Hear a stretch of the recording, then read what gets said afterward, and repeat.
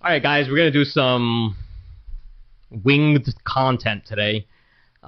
Just going to freeform some things that are going on in management, where we're going with coaching, and how these things either part ways and make more sense for the coaching aspect of business, or they make sense for more of a management thing. So I'll give you a great example. So it's been months that I've been trying to contact this board member for getting on board with, getting this board member to get on board with understanding the financials for this property. So I got hired about a year and a half, almost 2 years ago. The prior property manager hasn't increased the common charges in 5 years. They had negative $100, $200 in their bank account when I took over, and just not enough planning going forward for a building of that size. And it's relatively new construction. But as we know, there have been articles since 2009 and prior that buildings going up in America, buildings going up in New York City in particular, are not to the standard that allow a consumer to have the peace of mind knowing that their property is taken care of either for during the warranty period or, even a few years after that. It doesn't exist. So the last few months have been, and I get it, people are living their lives, they have other things to worry about, but the writing's already on the wall. This is what I got hired for, essentially. I got hired to get you guys clarity on what's going on in your books, get you guys clarity on what is going on regarding repairs and maintenance, capital projects, and getting you from point A to point B in regards to the planned capital projects to resolve water leaks and water infiltration at several points in the property. So the goal essentially was to just next step the client. Again, this is an internal process. This is a process that I have developed over a decade of just knowing how things work with people, knowing how things work with processes, knowing how things work with getting information to decision makers to make a decision.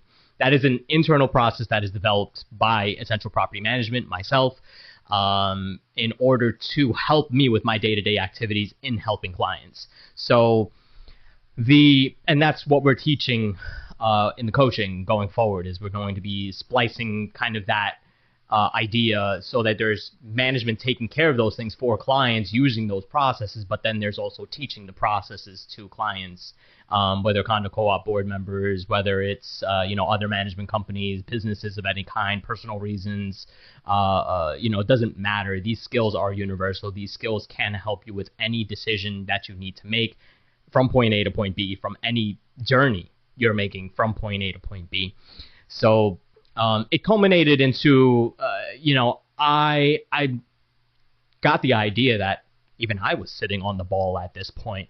There are things that I should be doing in order to CYA. There are the things that I'm notifying this client, these condo board members, that they need to pay attention to. There's enough information for you to make a determination on, hey, based on what the information that we have right now, maybe we need to pay attention a little bit more and kind of not guide our property manager to continue doing things that they won't even be able to make a decision on. I mean, unless you're really willing to put a hammer to the facade of your building and not figure things out beforehand with an educated decision by hiring an architect or licensed engineer or doing probing to discover, exactly how deep does this rabbit hole go in finding out what is wrong with your building. And again, there's plus sides and downsides to that. Downside is the more you know about your building, the more you have to disclose about it during a sale, and essentially you're tanking your property's value. That's not a management issue. But by you hanging on the ball, not being able to gather that information you need in order to make a decision, not making that process clear for you and your investors in this building, being condo co-op board members and condo co-op owners in this building, I had to make a decision. So my decision was to write a notice of liability, basically indemnifying myself, stating, I have advised you to get an attorney. who would help you map out your building's specific statute of limitations, as well as get you more information on how do you proceed with determining whether or not this is something that the sponsor is going to be responsible for. Again, this is a relatively new building. Even before I got hired, I had recommended them to somebody to speak with, somebody to consult with for free. You know, these guys are not, penny pinching your $400 per half an hour session for, just telling you, hey, look in your condo book, page 237, you should be able to find it.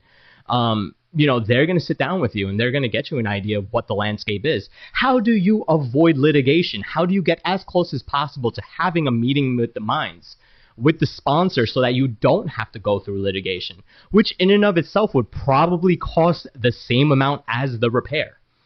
Or somewhere along those lines, you might have to make a decision and say, well, 40 grand in legal fees is probably not going to get me where I want to go, when I could just do the repairs that cost $80,000. I might as well just do the repairs. So these are the kinds of things, advise you to get an attorney, advise you, a thermal imaging process versus a licensed engineer and architect to do probing.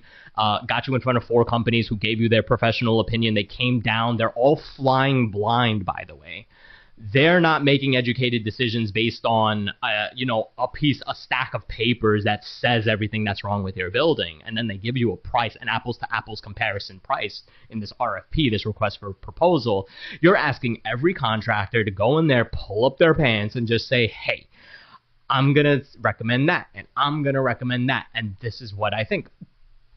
It might work. I mean, you might get one guy who's really good at sales who probably did some coaching with me and just said, look, we're going to take care of you. There's a couple of low-hanging fruit things that we want to organize for you. There's some higher level things and some higher level financial things that you're going to have to pay attention to. But let's hang on the low-hanging fruit, which is something we're well aware of when it comes to a building of your size. You guys aren't spending $100,000 each unit to get work done on a brand new building. I get it.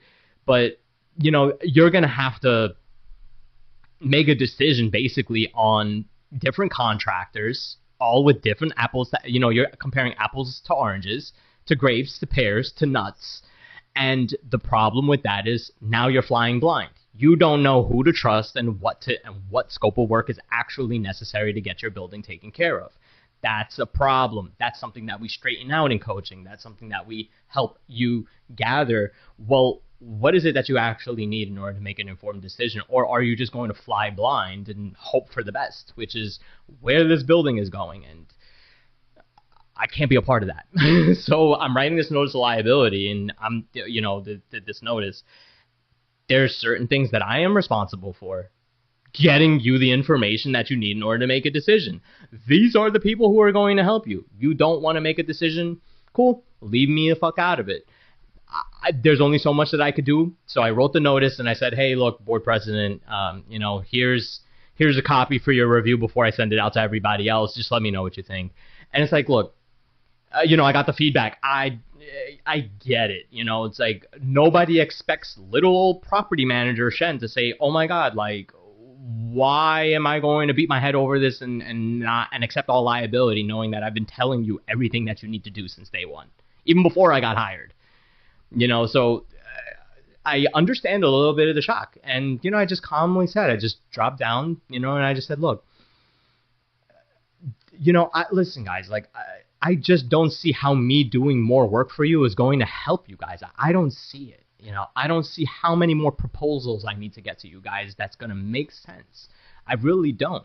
It's like, at what point do you feel like anything that I've done so far makes you feel that you have that peace of mind knowing that your property is taken care of? I'm getting you documents. I'm getting you the things that you're authorizing me to do. I'm getting you options, and you've executed so far. And you guys know everything that you should be knowing. And I got this feedback where it's like, look, honestly, it's difficult. And I said, thank you. That's all I needed to know, that there are pain points. We can still get results. We just need to know how you want this to end. What does this look and feel like for you at the end of the day? Get me an idea what that looks like. The process, the journey in between, we need to talk. We need to talk the whole way through. You can't have, your teammates all jumbled up and expecting that the other one is going to do the other thing. It doesn't work like that, especially when you're dealing with assets such as real estate. The problem was there was no communication. It wasn't even miscommunication. There was no communication. And, in the meantime, this building is going through several different problems. It's a sump pump system that was improperly installed by the sponsor that crapped out, and, that was last year. And then again, it crapped out again this year for who knows what reason, but it happened. And, that's $5,000 down the toilet between those two repairs, $2,500 each. We were able to get on site, and I finally told them, I said, look, again, that's going into that repair, but we got some extra security measures installed just to make sure that nobody unauthorized has access to that utility room.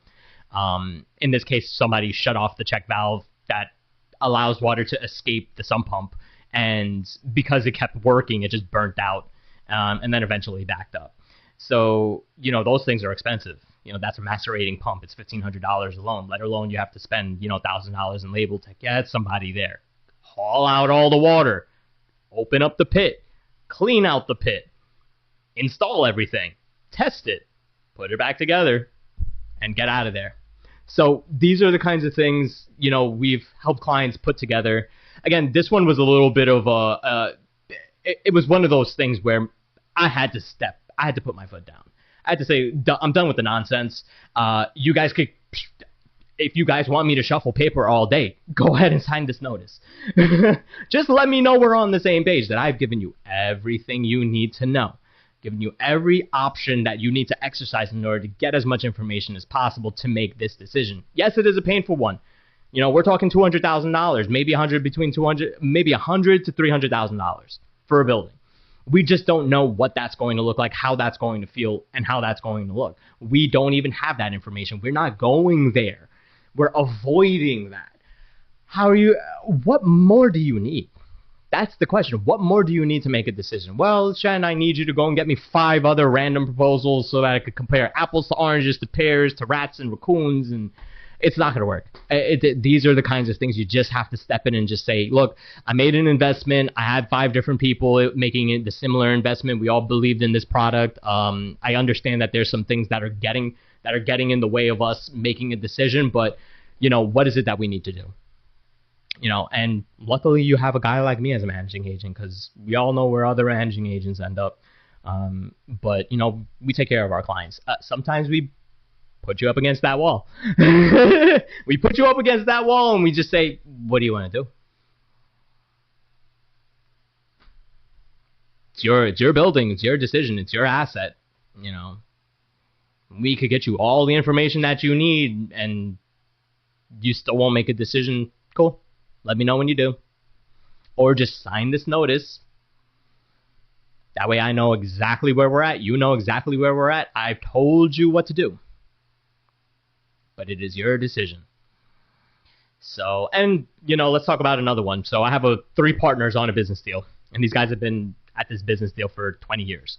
And they have surrounding property individually. And one of them lives in Jersey. And, so we had one retiring and, has been retiring for the last 7-8 years. And, wants an increase in the distribution. And I have another partner that's on board with that. So we knocked out the 12/31/2025 financials, knocked out the breakdown of the 2025 budget, getting them the information that they need for the 2026 budget, and how can things fit so that they can increase their monthly distribution per partner. So it's 3 partners. So, we're talking, an extra $1,300. How much is it? An extra $1,700 for each client, each partner.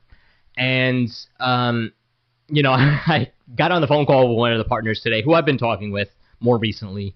Over the last year, we've been working really closely together. And, I told the partner, I said, look, I understand that you have a plan to increase. I can't guarantee based on the numbers that I have in front of me. I need a little bit more information. I need 2 things. I need to know what is your expected repairs and maintenance for this year. Last year was $145,000, and this year it's going to be X. And that's the partner that's responsible for the repairs and maintenance, solely responsible for repairs and maintenance. Every call that I get goes straight to that partner. So that is the partner to talk about. talk with. And just so happens we have an insurance repair that we need to do involving concrete, a large part of concrete due to the cracks. So they're trying to protect themselves against, with getting us to comply with redoing that concrete. So, we're going to budget for that. I have to get the estimate from him for that, so he's going to get back to me. But, there's repairs and maintenance, and also what is your planned increases for these tenants? You got 1, 2, 3, 4, 5, 6, 7. That one's on contract. Well, 7, 8, 9, 10, 11, 12, 13. 13, yeah, the other ones are on contract. 13 tenants who you potentially could do increases for at varying parts during this year, because we have some contracts expiring during 2026. So again, it's not going to be budgeting the whole year, but we could get to that level. I sent him the rent roll. I sent him the rent roll with the current rent as of 1/8/2026, and the lease to and the lease from. So if you say you want to bump up that tenant from 27 to 2,800, no problem. We'll do it right then and there. We'll pencil it in, put it in our program, bump them up, send out the notice. That way we just get it out, and that's it. It's in our program. It just goes up. That's it. So that's how we deal with that property. And if they sign a lease renewal, great. If they don't, they'll be on a month-to-month at that rate. No problem. So those are the two things that we're waiting on at that property. But he consistently asks me, can we do that new number? Can we do that new number? Can we do that new distribution? I said, look, I will let the budget speak. There's anything that I tell you, I don't want to be liable for. I don't want to make promises. I don't want to make shit up. I don't want to be held on my word. What I want to be held on the word is the budget. I want you to look at these numbers, and I want you to say, great job, Shen. I know exactly where my numbers have been for 2025, and I know exactly where my numbers are projected for 2026. Thank you. That's the conversation that I'm steering this towards. And we're going to sit down and grab some breakfast, and we're going to go over those numbers next week. And these are the kinds of decisions that they need to make. These are the kinds of decisions that I need to make. I need to learn. I need to know where my decision-making process goes from yes and no. I could sit down and BS with them, and I could say, oh, yeah, your budget allows for that. Of course. And then what happens 6 months later? They're not even taking distribution anymore. They're doing contributions into the account because we're trying to afford shit.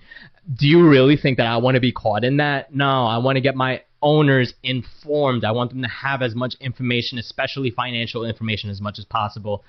These kinds of buildings don't really fall apart. They're commercial property, so majority of the repairs and maintenance is on the tenant, but the landlord does the structural stuff. We had a very busy year last year, so that's why it was $145,000 in repairs and maintenance. A lot of facade and roof work. It's different buildings at this property, so basically a whole square block. But these are the kinds of examples that we have to learn as humans. We have to learn what is going to get us from point A to point B in the least painful way as possible. And that is what is going to promote healthy decision-making processes. Now, look, you're not always going to make money with every decision. 90% of the time, you're spending it. So it's making that informed decision to make the least painful decision in order to reap the most benefit. Again, sometimes, and I'll give you a couple examples, sometimes that decision is just getting it done. Just signing a contract. Just getting that project out the door. Just sending that document. Sometimes it's not caring what your partner thinks. Sometimes it means that you are going to have to pay the highest bidder. Sometimes it means that you're going to have to fire your management company. Sometimes it's just you have to step up and get things done yourself. I'll give you an example as well. I just got a call today in regards to a property that I manage. A homeowner calls me up, and it's a condo. Homeowner calls me up and he's like, "Hey man, I spoke with the mail lady. I've been having trouble with my mailbox recently, and my key can't unlock the mailbox." So I said, "Okay, yeah, USPS doesn't handle that kind of stuff. That is also similarly, the HOA isn't responsible for mailboxes and keys, specifically the locks and the key. And some back and forth, and that property just recently went up in common charges, to everybody's disdain. Like, nobody likes when prices go up, but how do you think that your HOA is going to afford stuff, especially with Essential Property Management feeding the board financial information of the highest caliber? So it's like, you've got well-informed boards making price increases. Yeah, you're at least moving the needle. That's as much as I can ask for sometimes. Sometimes it's not much of a move, which is sometimes a what the hell moment. But again, at least things are getting done. So, I had to give them that information. Like, look, we're not responsible for locks and keys, but what we do recommend is a vendor that goes ahead and gets that kind of stuff done for residents when they call in from time to time. Because, these things are mechanical. They're going to break. These mailboxes are up against the freezing rain, the snow, the rain, hot sun. They're expanding and contracting every single day with the changes in temperatures. These things are mechanical. They get used, and they're going to break. That's just bottom line. And I get this answer. It's like, well, that's another thing that I have to pay for, and you guys are increasing the HOA fees. And I said, look, it's like, look, it's like, look, that's where I cut the conversation right there. It's like, I'm just here to give you the even playing field. I'm just here to level that playing field for you. This is where it's at, and this is where it's not at. It's like, we don't do those kinds of repairs. That's a homeowner's responsibility, and the HOA will be responsible for, other things. And, one of those things is we just slide a recommendation right to you. If you want to take that recommendation, go right ahead. Oh, okay, where's the information? Hey, I emailed it to you a couple of hours ago. Mike in the office called you. He left you a voicemail. You didn't answer. I sent you an email. Go ahead and call him. He does work at the property already. So, you're in good hands. It costs money for somebody to come out and pick a lock. I get it. But the problem is it's not my problem. It's not the HOA's problem. I'm letting you know that. I don't want to have side conversations about that. I need to get other stuff done. Come on, can we move along here? You are an investor. Treat yourself like one. It's like, don't cookie cut it. And that's also a mental process. Again, that is something that we deal with in coaching is, what is your position? What do you have to do? What is your leverage? And it's like, my leverage as a managing agent in that particular situation is, what does that have to do with me? There are the things that I am responsible for, and there are the things that I'm not responsible for. And it's like, I'm not responsible for having an educated decision on the finances for your investment. You're not a board member. I forward those kinds of complaints and questions and comments to the board. That's something you're just going to have to deal with. If you want to have a conversation, you know exactly what you need to do. You just need to clock in an email. Hey, I want to meet with the board, and I want to meet with the managing agent. I want to go over the finances. When can we get together? No problem. No problem. I'll bring my laptop. Anything you want to see, we'll get it done. And the board advertises that every single time somebody asks about the finances. You have a transparent board. You have a transparent managing agent. It's like, whatever you guys want to know, but don't try to have conversations with me about that kind of stuff when you're trying to associate your responsibility, right, not being an HOA responsibility, with this kind of, your prices go up, but you don't take care of the things that need to be taken care of. It's like, okay, cool. It's like, I want to remove myself from that situation. It's like, I don't want anything to do with that mindset. Absolutely not. It's like, I don't live with you. I don't have to deal with that. So let me see if there's anything else. What recently was going on? Oh, somebody left out perishable food. Like, I'm talking chicken nuggets. Like 3 bags of 40 chicken nuggets each. On top of a condo's garbage can that I manage in Brooklyn. I got a text message in today. One of the board members sent it to me, and I literally texted back. I said, "What in the world?" I was like, look, they were like, hey, can you send out a message to the building and stuff like that? I was like, okay, first of all, I was like, these are perishable items. Rats are probably there by now. I'm going to call the super and have him see if he can get over there. And like in the back of my mind, I'm like, okay, if I don't hear a response, I'll be able to navigate somebody to just get over there and take care of this. I'll probably pay them like $75, $25 or something like that. But that is a small price to pay for not having to deal with rodents, which bait stations start at like $325. So I might as well just get somebody there and get it done. And it turned out that they got there within the hour, took care of it, no problem. And that was great. You know, like that's the kind of appreciation that I have for my supers. That's the kind of appreciation that I have for my clients. They feed me information. I'm able to internalize and process it, put it through Essential Management's decision-making processes platform, something that I also teach in coaching again, and just get the work out there. Now, again, it's about developing that relationship for a super who doesn't live on site, who says, I'll be there within the hour. Like, that's amazing. I love that. Thank you, guys. Thank you, everybody who works on buildings. Thank you for showing up and doing such a good job. And not ripping off your clients. And if that does not sound like it is a good fit for you, maybe I might do some coaching with you to get you to that level. But, you know, you really need, there's some things that I can't work on in coaching, which is like your morals and ethics. You know, I might be able to touch on those things. I can't guarantee it. But, you know, what else is going on in Essential Management world? We had, what else today? I had a hearing.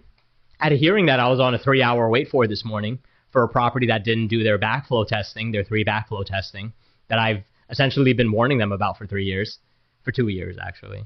But yeah, they finally got fined. I spoke with the judge. The judge was like, DEP, what do you suggest? They said it is a first-time offense and that they would recommend dropping the $1,000 fee per device, which was a total of $3,000, down to $50 per device, which is $150. It just so happened that I sent them a quote on October 4th. And I think it was either the 24th or somewhere just before Halloween. You know, we got notification that there's 3 violations on the building. And I mean, what am I going to say? It's like, hey guys, this is your responsibility. You know, by any chance you guys need my help on it, it's something that, you know, we can handle. And we got them information about getting it filed for $525 while other companies are charging $1,500. It's like, you guys are scrupulous and people are finding out and they're leaving you. So, you know, we got good vendors. We got our clients in front of good vendors, fair price vendors, who go there, do a good job, and they're happy with their business. So we were able to save them about $1,000 on just getting the filing done in the first place, and also save them money because I was just so nice to offer them, instead of $1.75 per device to show up to court, which again would be, you know, for $1.75, we essentially have the 3 violations at $50 a piece now, reduced from $1,000 because it's a first time offense. New York City don't play like that. Like they will put a $30,000 fine on your building and then take 10% as $3,000 paid in full. So like you know, I'm saying, you know, that's a very rare occasion, but it does happen. But you're getting fined anyway. Like you're going to pay something. That's New York City. Yeah, you know, that was taken care of this morning. I offered it for free, and they took me up on that opportunity. I prepared out a, you know, backflow hearing pamphlet, like a, you know, a stack of paper, cover letter with you know, I prepared for that on December 30th, cover letter, just, you know, respectfully, judge, you know, here's our submission for the 3 backflow violations. We respectfully request an online hearing. That was a little bit of a process because Oath is now demanding that we become Oath representatives on behalf of clients. So that was some paperwork back and forth. And yeah, we got it done. I mean, you know, it was a bit of a hassle because, you know, at one point I had to like figure out how to e-sign Adobe on my phone. Which I got it done, which I'm so glad about. You know, now I know that I could accomplish those. That level of what I used to depend on a computer for, I now have that on my phone, just one step further away from the computer, which again is also part of, you know, the Essential Management process where it's like, get stuff automated. That way I could be able to do it from anywhere, anytime, any place. Like even if I'm sitting in a bank taking care of closing an account for an account that just sold. You know, I'm sitting there and I'm signing an Adobe document helping another client. I don't have to wait to come back to the office 3 days later.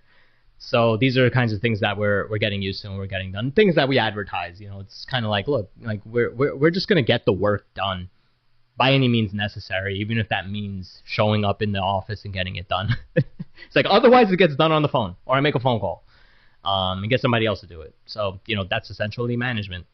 Yeah, and that's, again, that's the process. That's the internal process of saying, okay, how is it that I could best service my clients? What is it that I need to do? What technology, what software, what hardware, what processes do I need to run in my head, but also what processes do I need to run in the reality? Like, how is it that I get from point A to point B with a vendor, such as a super, to say, hey, I'll be there within an hour? There's a relationship there that has been built over time for somebody to say, hey, look, like I'll do it. No problem. No problem. It's great. It's amazing. I love my job. And I love people, that's the people who, kind of are a good fit with me, business wise. So, it's great relationships, but, yeah, so I was, knocked out that online hearing. The judge puts something in the mail. Hopefully we'll get it reduced, but, they reserve their final judgment until something comes out on paper or it shows up online updated. But other than that, we had a building sell. We had a sponsor-owned, a majority sponsor-owned co-op that we were managing in the Bronx. We're finally out of the Bronx, guys. No more Bronx. I don't think I will be going back. I don't think that I will be managing in the Bronx anymore. I've had some painful partnerships up there. Yeah. I love the Bronx. I love my people in the Bronx. But, man, some of these landlords are just crazy, man. Very, very, very, very interesting processes that I've learned over a decade dealing with landlords who just don't get work done, dealing with tenants who are suffering because of landlords who don't get work done, learning the skills as a managing agent to get out of the way, but also process that information and being that point of contact for both parties. And then also just getting everything in writing so I'm not liable for anything. I'm still waiting on whatever lawsuit's going to come from that property because I know one's coming. I managed for those landlords at another property in Manhattan, and I'm now sitting in the middle of a lawsuit on that one. But, hey, look, it comes with the territory. You are a registered agent on behalf of a landlord in New York City. You are equally as liable and personally liable. So, yes, my personal name is written on these lawsuits. Can't make it up, but hey, we're here today and we're still alive, still kicking. That property sold on in September. I agreed to stay on. Again, it was a majority sponsor-owned co-op, so the sponsor withheld 33 of the 36 units, sold all their 33 units worth of shares to a buyer who is now interested in repairing, maintaining, and selling those co-op units. So that's their plan, and I am not part of that. So we stayed on for 3 months from the middle of September. They sold. The ink was dry on the contract, and I had agreed to a 3-month contract managing the rest of September, October, November, and December, up until 12/31/2025. So we just closed that out. I was at the bank the other day closing out the operating account because I don't need a $22,000 mortgage being withdrawn as an overcharge and then disappearing on me. So I went ahead and I took care of that. There was $22 in the bank account. Closed that out. I'm going to write them a check and call it a day. We'll still be available because they'll probably have comments and questions and concerns. Like, we're finalizing payroll for the super, and, we're going to have to work with them just to make sure, half of the stuff that I put in the Google folder, oh, you want to talk about management? Oh, you want to talk about coaching? You want to talk about what? It's like, I've seen some stuff. Like, I prepared this Google folder since last year, just having all the documents that you would need to take over this co-op. Because, we manage the co-op end as well as the sponsor's end as subleases for that property. The sponsor subleased out 33 units, so we managed those subleases as rentals. And we also manage the co-op side, so anything like, building structural system wide and stuff like that. So we managed both sides, but we had 3 individual separate owners. Co-op, sponsors, not sponsors, co-op shareholders. So I'm done with that. Again, finalizing some stuff with them, working on that. But looking forward to piecing out from that whole situation. Yeah, and let's see what else I got over here. Oh, I just had a rental. Well, I'm not even going to talk about that. I'm not going to talk about that. Oh, this one was interesting. So we had a FDNY 5-year hydrostatic pressure test. So basically, this one is when, or is which one was this one? Yeah, it was the it was because the residential flow test was from last year. And this one was the hydrostatic pressure test.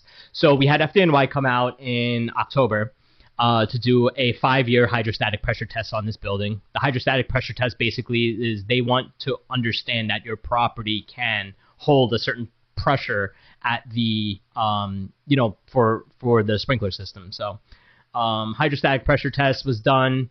And, while FDNY was there, they decided to walk around the building and gave us 2 violations. So we had a violation for lock and chain on each shutoff valve for the sprinkler system, which we went ahead and got done. And then also installing iron ladders to make each valve accessible. Some of these ladders were, 7 feet to get you to that height comfortably, not discriminating against height. So, if you're a 4-foot lad, you'd be able to climb straight up and turn off those valves if necessary. And again, the reason for the valves basically shut off water so that the water can't go any higher. So let's say there's a fire on the 3rd floor, and the fire is out now, but the sprinklers are running now until somebody shuts off the building water. Because once it starts, it doesn't stop. So, let's say the whole building is now being flooded out with water, but the origin of the fire is now calmed, it's quelled, it's stopped. How do we make sure that things are taken care of? Well, now that we know that there's several valves at the there's several valves at the property that can all shut off the water at each floor. You have the ability, and there's basically a unit per floor, so it's basically your own individual shut off valve. So it works for everybody. It's like all you have to do is just walk outside and turn off the valve. It's like once whatever is done. And of course, the units below, the properties below are still going to be on. So if you want to run all the way downstairs and shut off that one, then, you might save people and your insurance company some money. If you're not found completely negligent and your insurance company says no.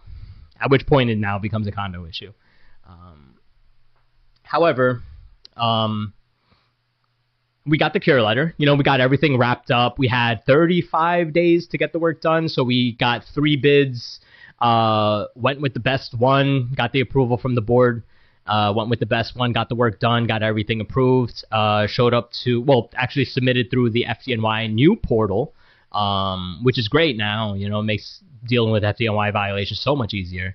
Submitted it through the portal. We got the office of the bureau, the bureau of whatever, of litigation or whatever it is, for bureau for FDNY. We got the notice, the cure letter that basically says, hey, you're all good to go. Thank you. Thank you for your compliance. And you don't have to show up to court on November 18th. Right. So I'm like, okay, cool. Like, we did what we needed to do. We don't have to show up to court, and that's it. Ends up that we get, and it's like, it says it on the FDNY website. It's like, once you get a cure letter, you don't have to show up to the oath hearing. We didn't show up. Oh, I'm going to waste my time for it. We got notice of default, which basically says now your building has to pay. It's $1,000. So, I'm like, the board president is like, Shen, what did you do?